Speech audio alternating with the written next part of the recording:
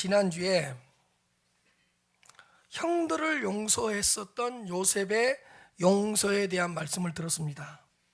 요셉은 하나님의 섭리를 알았고 삶의 주어를 하나님으로 바꾸었고 하나님의 뜻을 깨닫고 있었기 때문에 형들을 무조건적으로 용서할 수 있었다는 말씀을 들었습니다. 오늘은 요셉이 형들에게 아버지를 모셔오라고 권면하는 그 모습에서 우리에게 주시는 메시지를 한번 찾아보도록 하겠습니다. 메시지를 찾기 위해서 먼저 두 가지를 염두에 두면 좋을 것 같습니다. 요셉의 형들의 자리에 우리를 두고 요셉의 자리에 예수님을 두면서 읽어야 될 것 같습니다.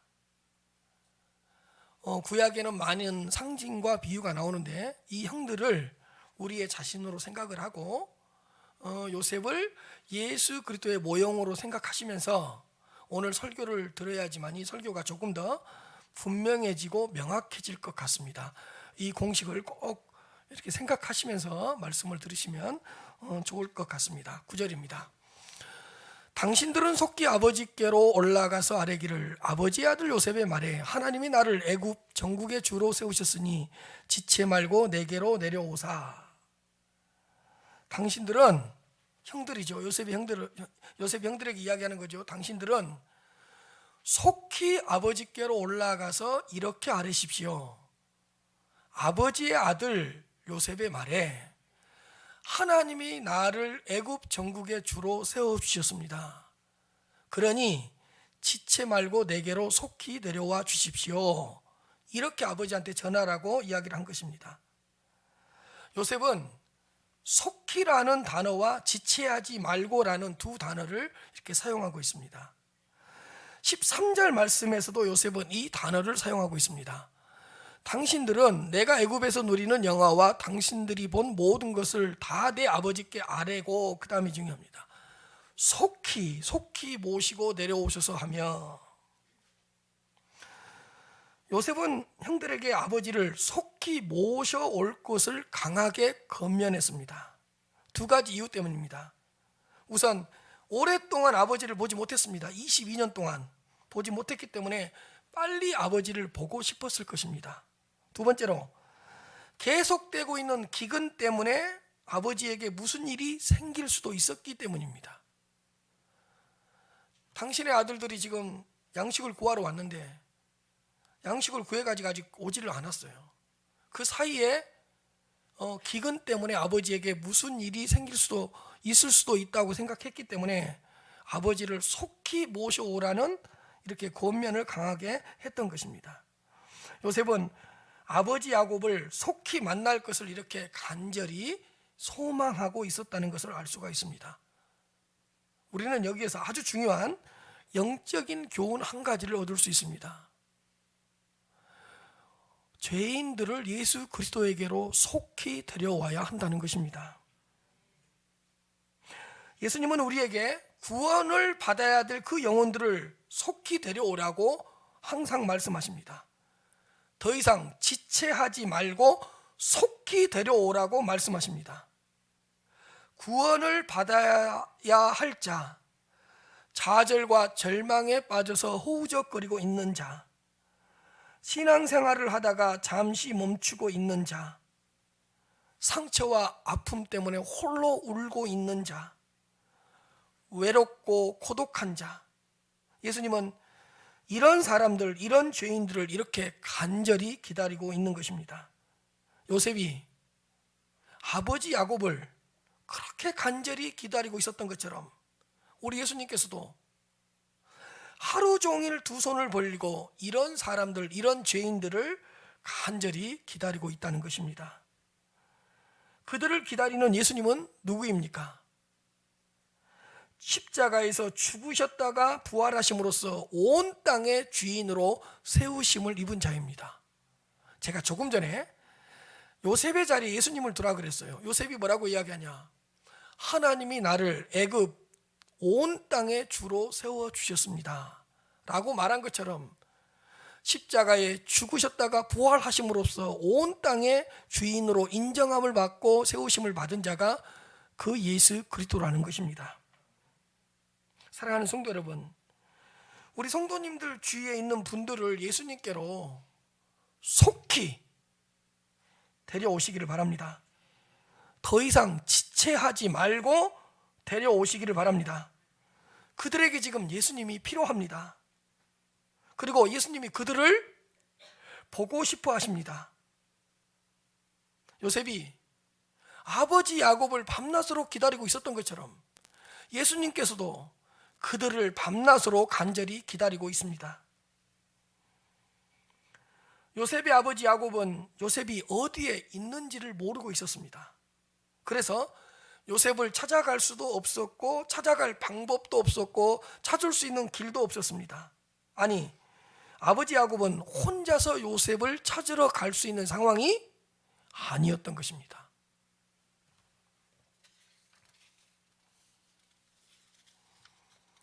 그런데 그 요셉이 형들을 통해서 아버지 야곱을 초대하고 있습니다. 우리 주위에도 요셉의 아버지 야곱과 같은 분들이 얼마나 많은지 모릅니다. 예수님께는 가고는 싶은데 어디로 가야 될지 모릅니다. 아버지 야곱이 요셉을 만나고 싶고 요셉을 찾고 싶고 요셉에게로 가고 싶은데 몰랐던 것처럼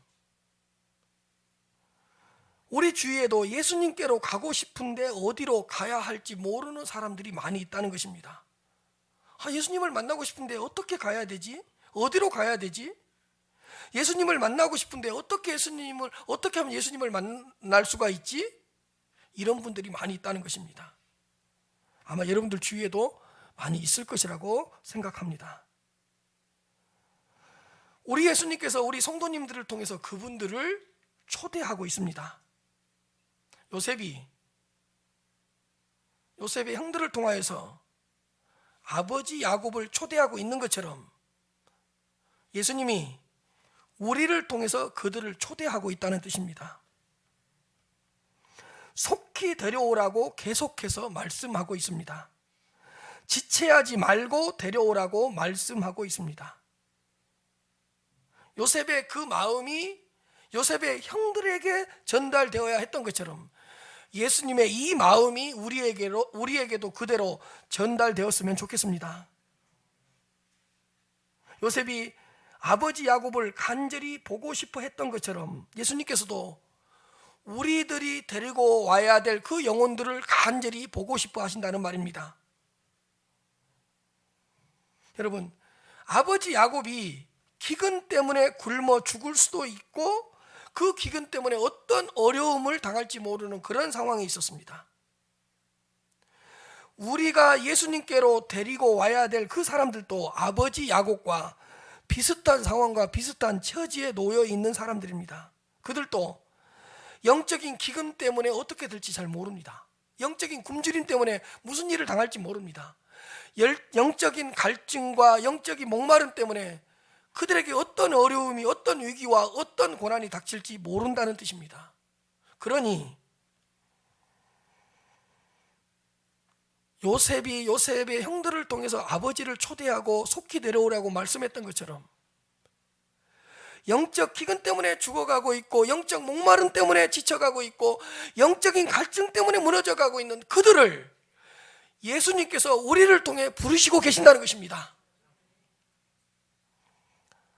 사랑하는 성도 여러분, 주위를 한번 차분하게 둘러보시기를 바랍니다. 예수님께서 우리 성도님들을 통하여 그들을 지금도 부르고 계십니다. 그분들을 지금도 초대하고 계십니다. 예수님이 당신에게 나를 보내서 당신을 데리고 오라고 하셨다고, 예수님께서 나를 당신에게 보내서 당신을 초대하라고 그랬다고 이렇게 전달하시길 바랍니다. 하기 싫습니까? 분위기가 왜 쎄합니까? 나를 보내서 당신을 초대하고 있다고, 나를 당신에게 보내서 예수님께서 당신을 데리고 오라고 그랬다고, 속히 데리고 오라고 그랬다고 이렇게 전달할 수 있으면 좋겠습니다. 사순절을 보내면서 구원받은 한 사람이 한 영혼을 전도하는 운동 911 전도 운동을 진행하고 있습니다. 모든 성도님들이 적극적으로 이 운동에 이번 기회에 동참해서 한 영혼을 주님께로 데리고 오고 한 영혼을 전도했으면 좋겠습니다. 그러므로 이 사순절 기간 동안 여러분 한 영혼에게라도 찾아가서 복음을 전하시길 바랍니다. 한 영혼에게라도 한 번이라도 찾아가 주시기를 바랍니다. 한 영혼에게라도 찾아가서 예수님께서 당신을 기다리고 있다고, 예수님께서 당신을 만나고 싶어 한다고, 예수님께서 당신을 초대하셨다고 이렇게 전달했으면 참 좋을 것 같습니다. 10절입니다. 아버지의 아들들과 아버지의 손자들과 아버지의 양과 소와 모든 소유가 고센 땅에 머물며 나와 가깝게 하소서. 아버지의 아들들과 아버지의 손자들과 아버지의 모든 소유를 다 가지고 와서 내가 고센 땅에 머물게 할 테니까 거기서 나와 아주 가까이 지내시면 됩니다 라고 이렇게 전달하라는 거예요. 요셉은 굶주림에 시달리고 있는 아버지 야곱과 가족들과 가축들을 자신이 있는 곳으로 가까이 끌어당겼습니다. 나와 가깝게 하셔서. 자신이 있는 곳으로 가까이 끌어당겼다는 것입니다. 우리는 여기서 또 한 가지 교훈을 얻어낼 수 있습니다. 굶주린 가족들을 가까이 끌어당겨야 한다는 것입니다. 요셉은 굶주리고 있는 아버지 야곱과 가족들과 종들을 가까이 끌어당겼습니다. 여러분, 만약에 가나안 땅에 기근이 들지 않았고 아버지 야곱이 먹을 것이 많고 입을 것이 풍부하고 양식이 풍부했더라면 아무리 끌어당겨도 오지 않았을 겁니다. 그런데 지금의 이 상황에서는 양식이 떨어졌고 굶어 죽을 수밖에 없었습니다. 요셉은 그 굶주림을 알고 굶주림 때문에 고통받고 있고 굶주림 때문에 지쳐있고 굶주림 때문에 무슨 일을 당할 수밖에 없는 그 굶주린 가족들을 가까이 끌어당겼다는 것입니다.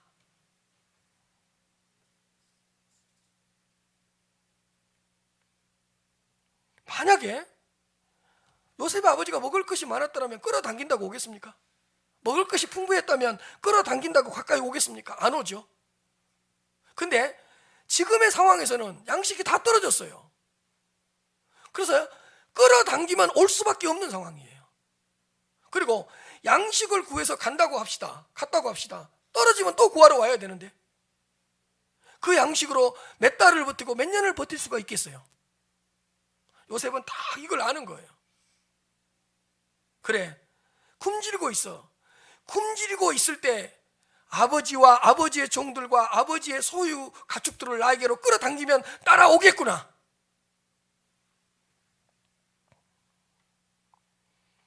그들은 양식을 구하지 못한다면 굶어 죽을 수밖에 없으니까요. 아버지 야곱은 굶주림을 해결하기 위해서라도 요셉에게로 가까이 올 수밖에 없었습니다. 요셉은 그 굶주린 상황을 알고 굶주리고 있는 가족들을 가까이 끌어당겼던 것입니다. 사랑하는 성도 여러분, 예수님은 어떤 문제를 통해서 죄인들을 가까이 끌어당긴다는 것을 기억하시기를 바랍니다. 여러분, 아무런 문제가 없는데 예수님께로 나아오라? 나올 수가 없습니다. 어떤 고난도 없고 시련도 없는데 예수님이 끌어당긴다고 오겠습니까? 모든 일이 잘 풀리고 모든 일이 형통하고 어떤 문제도 없는데 예수님이 부른다고 대답하겠습니까? 예수님이 잡아 끈다고 오겠습니까? 절대로 오지 않습니다.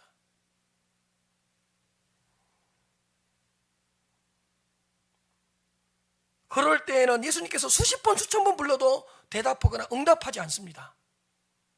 맞죠? 그렇기 때문에 예수님은 어떤 문제가 있을 때 그 문제를 통해서 당신에게로 끌어당깁니다.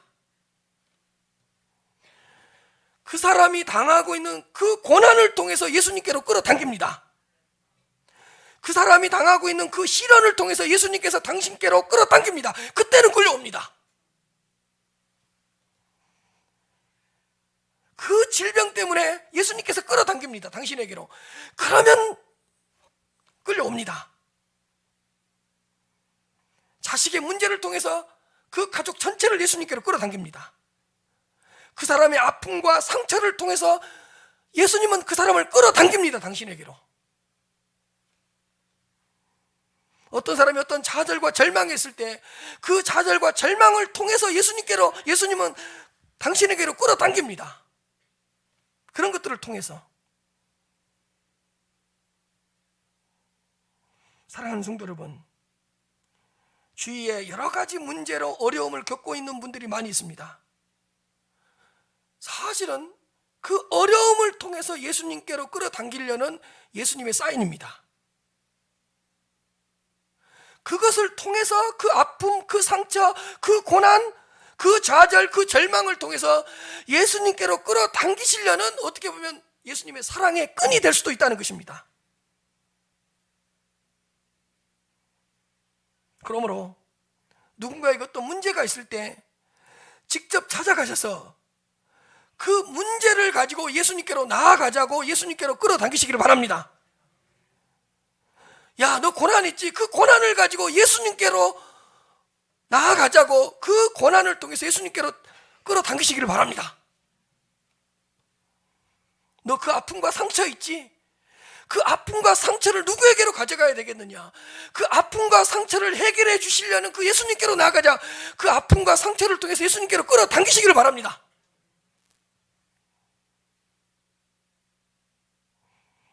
사실 복음서를 읽어보면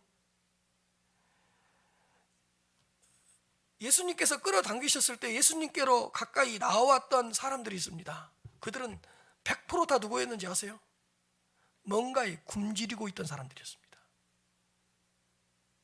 뭔가에 배고파하고 목말라하고 굶주린 사람들이었습니다. 배부른 사람들 예수님께서 끌어당겼을 때 한 사람도 오지 않았습니다. 근데 예수님께서 끌어당겼을 때 예수님께로 가까이 나왔던 사람들의 특징이 뭔지 아세요? 영적으로 다 굶주린 자들이었습니다. 영적으로 다 배고파하는 자들이었습니다. 영적인 목마름과 영적인 갈증과 영적인 기근에 시달리고 있던 자들이었습니다. 모두가 다 심각한 문제를 가지고 있던 사람들이었습니다. 아니, 세상에서 거의 소망을 잃고 살아가던 사람이었습니다. 근데 예수님이 다 끌어당기니까 따라와 버린 거예요. 예수님께로 가까이 나오는 거예요. 불치병 때문에 예수님께 가까이 나오는 거예요. 귀신 들린 자녀 때문에 예수님께로 가까이 나오는 거예요.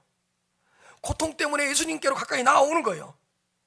죽음 앞에서 죽음의 문제를 해결하려고 예수님께서 딱 끌어당기니까 예수님께로 가까이 나오는 거예요.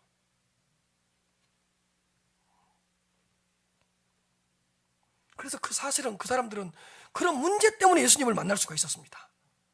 그런 굶주림 때문에 예수님께 가까이 나아갈 수 있었고, 예수님께 가까이 나아가서 그 문제를 해결받고 예수님을 경험하고 예수님을 만나는 기적을 경험했던 것입니다. 사실은 그 아픔, 그 상처, 그 질병, 그 고통이 그 사람들을 죽인 게 아니고 도리어 예수 그리스도에게로 나아가게 되는 계기가 되어서 예수님을 만나게 되는 놀라운 기적을 체험했던 것입니다. 요셉을 보십시오. 굶주림에 시달리고 있는 가족들을 자신에게로 가까이 끌어당깁니다. 우리 성도님들도 요셉의 형들처럼 여러분들 주위에 영적으로 굶주리고 있는 사람들, 영적으로 배고파하는 사람들, 영적 기근에 시달리고 있는 사람들, 영적으로 목말라 하는 사람들을 예수님께로 가까이 끌어당기시기를 바랍니다.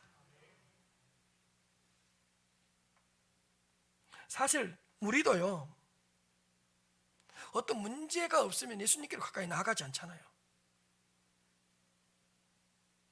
근데 어떤 문제가 딱 발생했어요. 그러면 그것 때문에 예수님께 가까이 나아가잖아요. 아니, 예수님은 우리한테 문제를 줘서 당신에게로 끌어당기시잖아요. 어떻게 보면 그 고난, 그 문제가 예수님을 만나게 하는 통로가 된 거잖아요.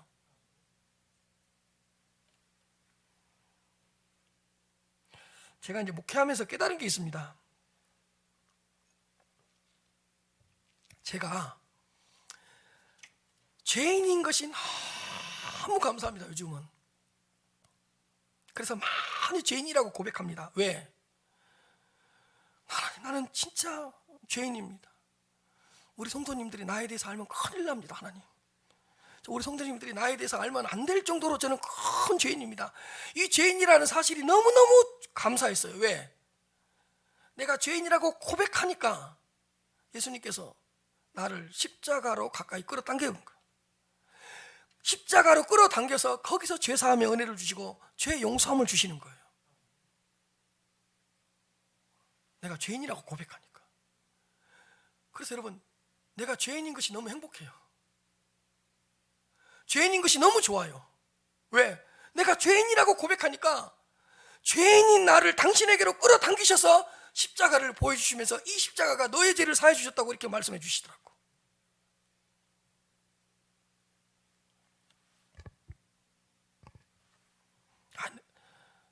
저도 의인인 척 많이 했거든요. 그래서 뭔가 의인인 목사님처럼, 의인인 목회자인 것처럼 많이 보이고 싶었거든요. 근데 어느 한순간 내가 죄인인 것이 좋은 거예요. 왜? 내 죄가 발견되니까 그 죄 때문에 나를 당신에게로 끌어당기셔서 용서해 주시고 사해 주시더라니까요. 그래서요, 여러분들 교회 담임 목사님이 완벽하지 않는 거 무지하게 감사하며 살아가시길 바랍니다. 여러분들 담임 목사님 절대로 완벽한 목회자 되게 해달라고 기도하면 큰일 납니다. 부족하지만 써달라 그래야지, 연약하지만 사용해달라고 그래야지. 제가요, 내가 약한 것이 너무너무 요즘 감사해요. 왜 감사한지 압니까? 내가 너무 약하고 실질적으로 약해요. 약한 것이 너무 많아요. 근데요, 그 약한 것 때문에 하나님이 나를 당신께로 끌어당기셔서 당신의 강함을 채워주시더라니까요. 이해가 되십니까? 옛날에는 내가 강한 척 하려고 했고요, 나는 괜찮은 척 하려고 했고요, 나는 목회자이기 때문에 아무런 문제가 없는 척 하려고 했다니까요. 근데 지금은 내가 약한 것이 너무 좋아요. 나의 약함이 너무 많아요. 너무 행복하고 좋아요. 왜? 내가 약해지고 약하다고 고백하니까 하나님은 그것 때문에 나를 끌어당기셔서 당신의 강함으로 채워주시더라니까요. 내가 가난한 것이 너무 감사해요. 왜?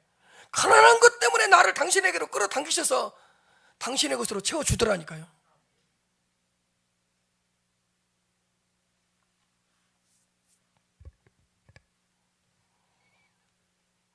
내가 언제부턴가 내 외모를 보고 감사했다니까요. 나는 거울을 보고 여호와는 나의 목자시니 내게 부족함이 없으리로다, 그 말 인정하지 못했습니다. 여호와는 나의 목자시니 내 얼굴에 부족함이 없다고? 이렇게 부족함이 많은데?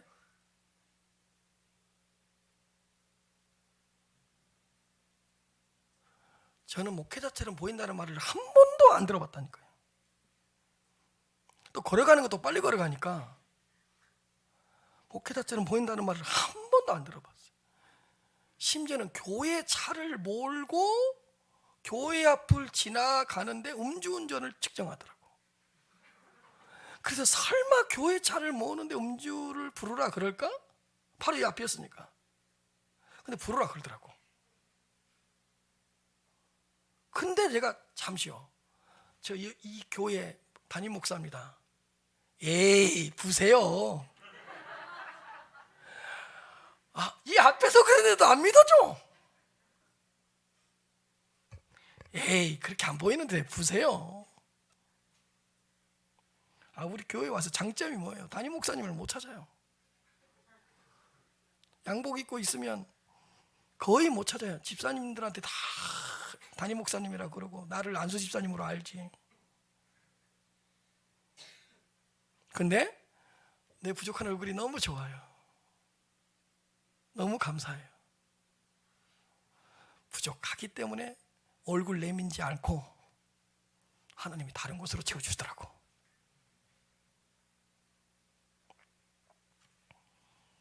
그리고 진심을 고백하는, 내가 잘난 것이 별로 없어요. 정말로 없어요.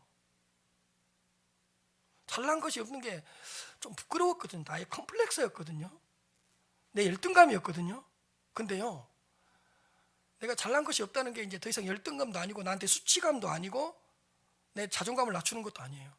내가 잘난 것이 없다는 거 너무 감사하고 행복해요. 왜? 잘난 것이 없기 때문에 당신께로 끌어당기셔서 당신의 것으로 채워주더라니까요.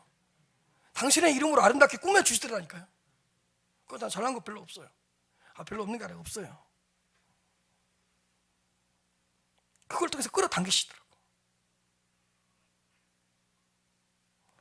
시편 73편 28절입니다. 보십시오. 하나님께 가까이 함이 뭐라고요? 이거 보십시오. 아무런 문제가 없어서 하나님과 멀어지는 것보다, 이 문제도 있고 저 문제도 있는데 그 문제 때문에 하나님을 가까이 할 수 있다면 그것이 뭐라고요? 복이다. 하나님을 가까이 하는 것이 복이다. 여러분, 내 삶에 모든 것이 형통해요. 그래서 하나님과 멀어지고 하나님을 가까이 하지 않는 것보다, 자식도 썩썩이고 남편도 어딘가 모르게, 내가 왜 이 남자를, 세 번째 남자가 괜찮았는데 내가 다섯 번째 이 남자를 왜 선택해가지고, 그날 내가 안 나갔어야 되는데 남편도 변변치 않고 자식 셋 낳았는데 다 어떻게 비슷하냐, 나를 닮아야 되는데 내 옆에 사람을 닮아가지고 다 부족해. 그러니까 내 몸도 안 좋아지네. 여기도 문제, 저기도 문제, 거기도 문제. 근데 그 문제 때문에요, 하나님을 한 번 더 부르고 하나님을 한 번 더 바라보고 하나님께 한 번 더 가까이 나아갔다면 그것이 뭐라고요? 진짜 복이라고요. 뭐가 복이에요? 분명하게 말씀합니다. 하나님으로부터 멀어지게 하는 것은 복이 아닙니다. 큰 질병도 그 질병 때문에 내가 하나님께 가까이 나아갈 수 있다면 복입니다. 왜? 하나님은 그걸 통해서 당신에게로 끌어당기니까. 고린도후서 12장 9절부터 10절입니다. 나에게 이르기를 내 은혜가 내게 족하다. 이는 내 능력이 약한 데서 뭐라고요? 온전하여짐이라 하신지라.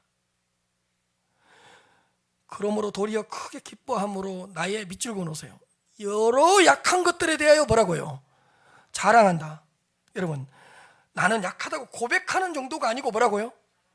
고백을 넘어서서 자랑한대요. 나는 이러한 것들이 약합니다. 약한 것들에 대해서 자랑한대. 왜 자랑하냐? 그것 때문에 그리스도의 능력이 내게 머물러 있기 때문에. 이는 그리스도의 능력이 내게 머물게 있게 하려 함이니라. 여러분, 언제 그리스도의 능력이 나한테 머물러 있죠? 내가 약할 때 강함이 되어주신다고요. 제가 중요한 말합니다. 여러분들 완벽해지면 완벽해질수록 하나님 떠나버립니다.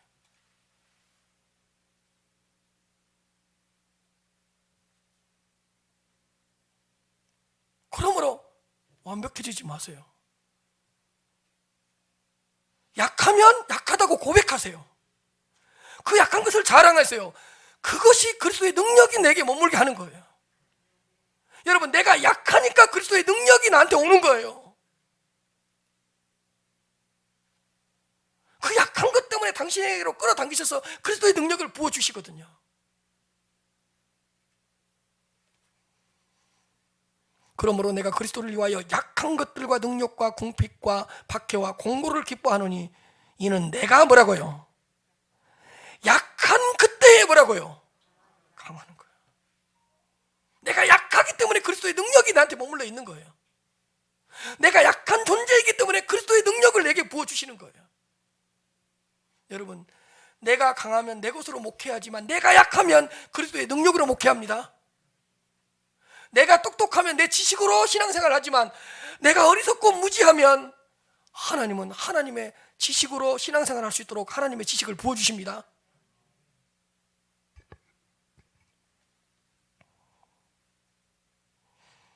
제가 목회하면서 많이 느껴요. 저는 찬양을 잘 못해요. 정말로 새벽기도 때 그 찬송 부르려면 최소 30분 정도는 부르고 여기 서야 돼요. 반주자 없는 날은 끝장나는 거예요. 십자가를 진다는 말이 내가 뭔 말인지 알아요. 내가 찬송가 그 한 곡 부르려면 20번 듣고 30번은 불러봐야 돼. 그래야지 성도님들의 귀에 거슬리지 않아. 근데 제가 찬양을 못하니까요. 내가 약하잖아. 찬양에. 우리 교회 찬양 잘하는 사람들 얼마나 많은지 몰라요.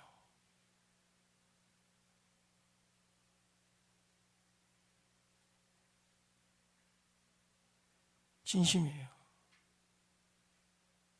전 찬양 잘 못해요.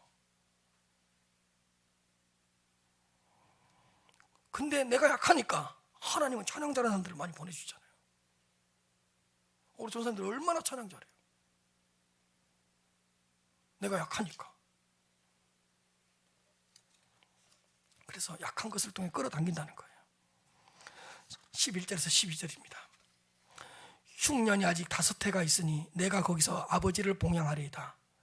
아버지와 아버지의 가족과 아버지께 속한 모든 사람에게 딱 또 빛을 보내세요. 부족함이 없도록 하겠나이다 하더라고 꼭 전해주십시오.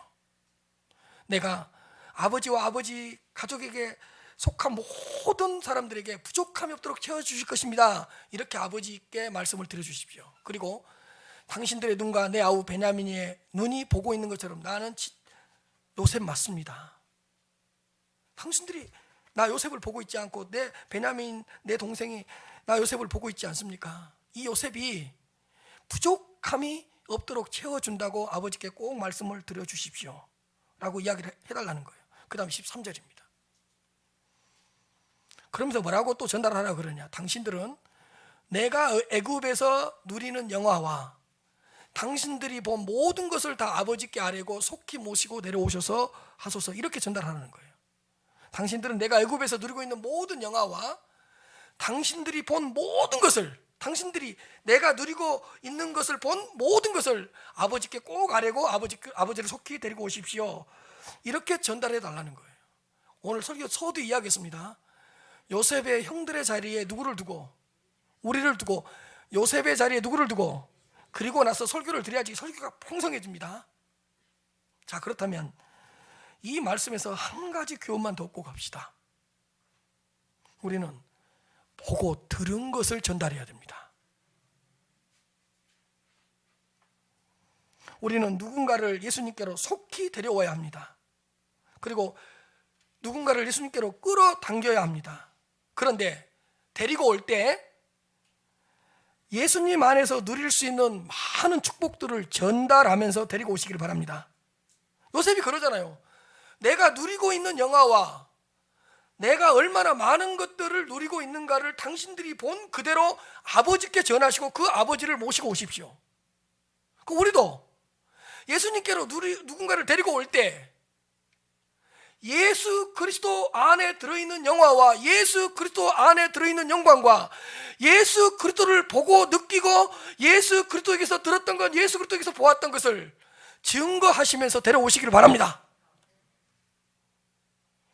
내가 만난 예수님, 내가 경험한 예수님을 전달하면서 데리고 올 수 있어야 됩니다. 내가 예수님에게서 예수님을 보았던 것, 예수님에게서 들었던 것을 전달하면서 데리고 오라는 것입니다.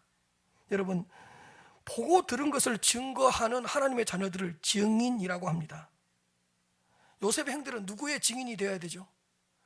요셉의 증인이 됨으로써 아버지를 모시고 와야 된 것처럼 우리는 예수님의 증인이 됨으로써 그 사람들을 예수님께로 데리고 올 수 있어야 한다는 것입니다. 우리는 믿음으로 예수 그리스도를 본 증인들이고 하나님의 말씀을 통하여 예수 그리스도의 음성을 들은 증인들입니다. 여러분, 예수님 안에는 하나님 나라의 모든 보화가 부요하고 풍성하게 들어있습니다. 여러분, 하나님의 모든 좋은 것이 누구 안에 있죠? 예수님 안에 가득 차 있습니다. 우리는 그걸 전하면서 데리고 와야 돼요. 부족함이 없도록 채워주실 것이라는 예수님의 약속을 전달해 주어야 할 것입니다. 예수님께로 나아가기만 하면 영적으로 부족함이 없도록 채워주실 것이라고 확실하게 전달해야 됩니다. 우리가 예수님 안에서 누렸던 영적인 부요함, 영적인 풍성함, 영적인 충만함, 영적인 기쁨과 즐거움, 예수님 안에서 느꼈던 영적인 아름다움, 예수님 안에서 누렸던 영적인 축복을 아버지 야곱 같은 그 사람들에게 전달하면서 데리고 오라는 것입니다. 요셉이 정말 예수님의 어떤 상징적인 역할을 잘해줘요. 내가 누리고 있는 영화와 나를 보고 나에게서 느꼈던 것을 그대로 전달하시면서 아버지 야곱을 모시고 오십시오. 여러분들도 증인으로서 내가 예수님을 어떻게 경험했는지, 내가 예수님을 어떻게 만났는지, 예수님께서 나를 어떻게 변화시켜 주셨는지, 예수님께서 그동안 나에게 어떤 축복을 베풀어 주셨는지 보고 들은 것을 증거하시기를 바랍니다. 예수님 안에는 행복이 있다고, 그러니 예수님께로 가자고. 예수님 안에만 참된 만족이 있다고, 그러니까 예수님께로 가자고. 보고 들은 것을 전달하시길 바랍니다. 요셉이 그러잖아요. 요셉 형들에게 보고 들은 것을 전달해 주십시오.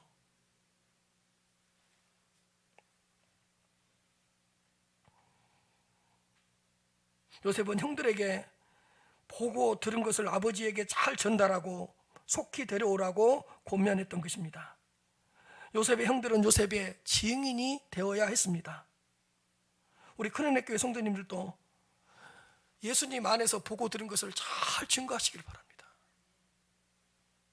잘 증거하시길 바랍니다. 골로새서 2장 2절부터 3절입니다. 이는 그들로 마음의 위안을 받고 사랑 안에서 연합하여, 그 다음에 잘 보십시오, 확실한 이해의 모든 풍성함과 하나님의 비밀인 뭐라고요? 이걸 전달하시라고요. 예수 그리스도는 하나님의 비밀입니다. 예수 그리스도 안에는 확실한 이해의 모든 풍성함이 다 들어있습니다. 그러니 예수님께로 나아갑시다. 그리고 예수님 안에는 하나님을 아는 지혜와 지식의 모든 보화가 감추어져 있습니다.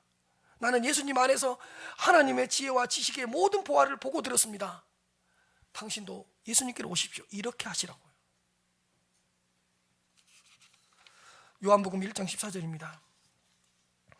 말씀이 육신이 되어 우리 가운데 거하시며 우리가 그의 영광을 보니 아버지의 독생자의 영광이요 은혜와 진리가 충만하더라. 예수님 안에는 은혜가 충만합니다.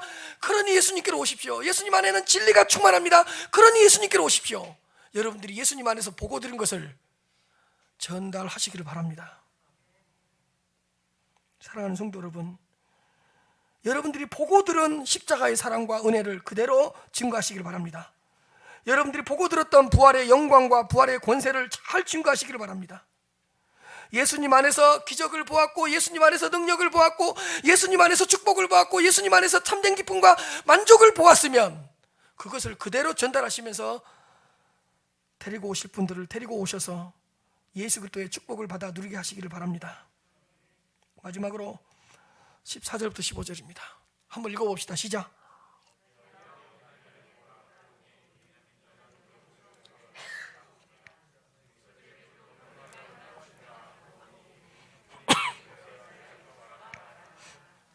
여러분, 한번 성경 본문은 항상 천천히 꼼꼼하게 읽어야 돼요. 보십시오.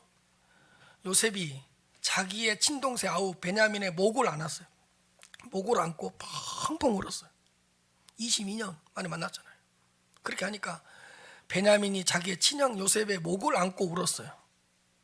펑펑 운 거죠. 얼마나 오랫동안 울었겠어요. 베냐민은 형이 죽은 줄 알았는데. 그러고 나서 그 다음이 감동적이에요. 요셉이 또 형들과 입맞추며 안고 울었어요. 표현을 보세요. 요셉이 딱 두려워하고 있잖아. 아무리 요셉이지만 총리니까. 그러니까 요셉이 제일 큰 형이 르우벤 형, 잠시 와보세요. 당신이 내 형 가장 큰 형이잖아요. 나 당신 용서했어요. 22년 전에 나를 인신매매로 팔았다고 너무 죄책감에 시달리지 마십시오. 형 목을 안고 탁 울어주는 거예요. 한 사람 한 사람씩. 제가 한 사람이라는 걸 강조하는 거 왜 강조하는지 보십시오. 두 번째로 둘째 형이 시몬이잖아요. 시몬 형 잠시 다 끌어안고 나를 구덩이에 던졌다고 너무 상심하지 마십시오. 내가 형 시몬 형 다 용서했습니다. 입 맞추고 목을 안고 펑펑 울은 거예요. 성경 본문 보세요. 형들이 그제서야 요셉 갚으라고요 말하니라. 그제서야가 뭐예요? 한 사람 한 사람을 품고 용서해 주는 거예요. 다 용서해 주는 거예요. 자기를 죽이려고 했던 거, 구덩이에 빠쳤던 거, 형들 때문에 13년 동안 고생했던 거 다 괜찮다고 다 목을 안고 울어주는 거예요. 얼마나 감동적인 장면이에요. 요셉이 형들 이름을 한 사람 한 사람씩 부르면서 용서하고 형들을 품었습니다.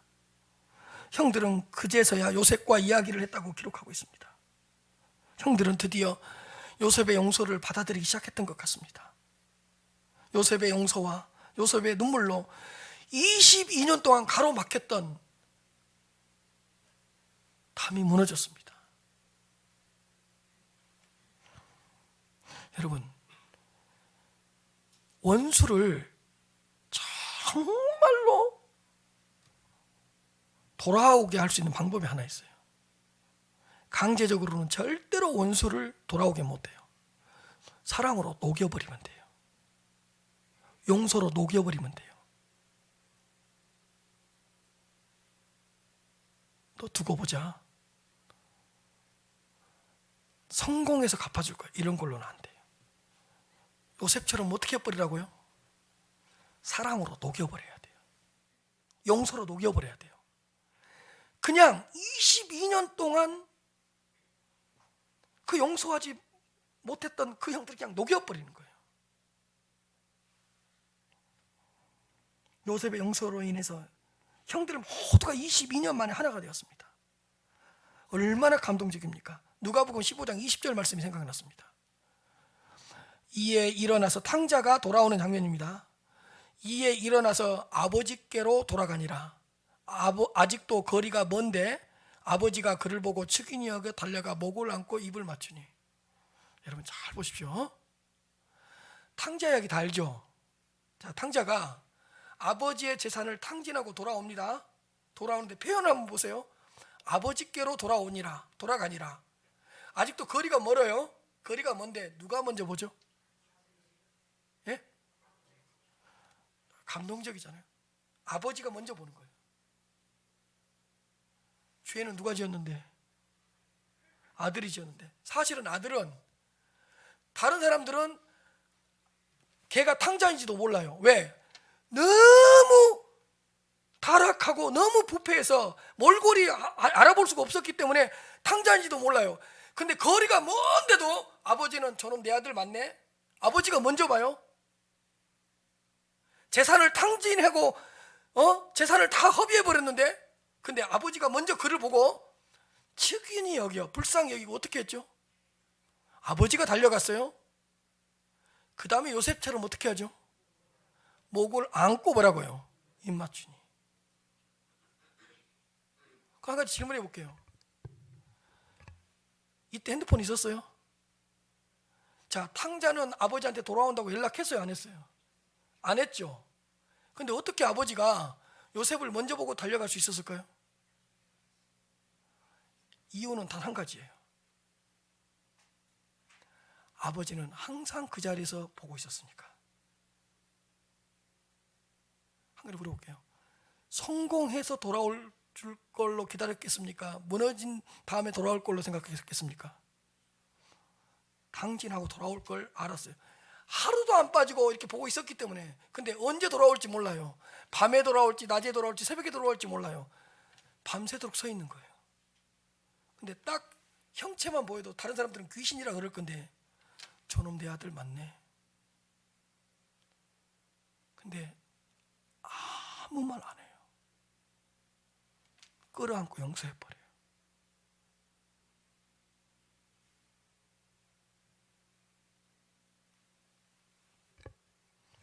놈 새끼 그럴 줄 알았다. 너 탕진할 줄 알았다.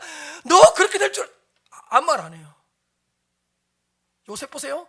형들이나 그럴 줄 알았어. 형들이 그때 그랬었어. 안 해요. 다 품고 용서해버려요.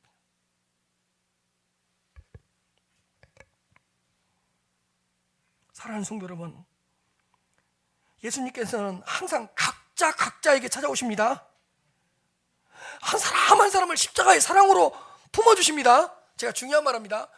예수님은 여러분들을 세트로 취급하지 않아요. 세트로 취급하지 않아요. 이렇게 말하지 않아요. 보세요. 요셉이 나 형들 다 용서했어 괜찮아 이렇게 용서하지 않았어요. 어떻게 용서했죠? 한 사람 한 사람 용서했죠. 예수님도 내가 너희들 다 용서해서 알아서 가 이렇게 말하지 않아요. 한 사람 한 사람 용서해 주십니다. 십자가의 은혜로 한 분 한 분을 감싸 주십니다. 따라하세요. 그 한 사람의 주님이 되어 주신다. 따라하세요. 그 한 사람의 구원이 되어 주신다. 따라서 그 한 사람의 전부가 되어주신다. 한 사람의 주인이 되어주시고 한 사람의 전부가 되어주셔요. 이렇게 말하지 않아요. 세트로 취급하지 않아요. 너희들은 다 내 자녀야 이렇게 말하지 않아요. 다 내 자녀라고 말하지만 여러분들 심령에 말해요. 너는 내 자녀라고. 제가 이 질문하고 설교 마치겠습니다. 잘 들어보십시오. 자, 정신을 차리고 질문 한 가지 하겠다. 이 세상에 한 사람밖에 죄인이 없는데 그게 나예요. 다시 이 세상에 다 한 사람이 죄인인데 그게 나예요. 나예요. 예수님이 십자가에 죽었을 거예요, 안 죽었을 거예요? 나 한 사람 죄인인데 내 한 사람을 위해서라도 그분은 십자가에 죽었을 거예요. 나라는 죄인 한 사람을 위해서도 우리는 이건 이해를 해요. 인류를 위해서 피를 흘리시고 인류를 위해서 십자가에 죽으셨다. 이건 이해가 되죠. 근데 이 세상에 죄인이 한 사람밖에 없었는데 그게 나예요. 그러면 인류를 위해 죽으셨던 것처럼 나 한 사람을 위해서도 죽으셨을 것이고, 인류를 위해 피를 흘렸던 것처럼 나 한 사람을 위해 피를 흘렸을 것이고, 인류를 위해 십자가를 지셨고 고난을 받으신 것처럼 나 한 사람을 위해서 십자가를 지시고 고난을 받으셨을 거예요. 예수님은 누구를 중요시 여기니까? 나 한 사람을 위해서. 예수님은 여러분들을 세트로 취급하지 않아요. 절대로 취급하지 않아요. 성도 한 사람 한 사람을 사랑해 주십니다. 하나님의 임재가 공동체적으로 임해요. 그럼 오해하지 마십시오. 공동체적으로 임하면 공동체적으로만 임한 게 아니고 누구에게도 임하는 거예요. 각자에게 하나님의 임재가 임한다는 걸 기억하시기를 바랍니다. 우리 성도님들 한 분 한 분 위에 임재하시고 한 분 한 분을 터치해 주시고 한 분 한 분을 어루만져 주신다는 것을 기억하시면서 이 사순절 셋째 주일을 잘 보낼 수 있기를 주님 이름으로 축복합니다.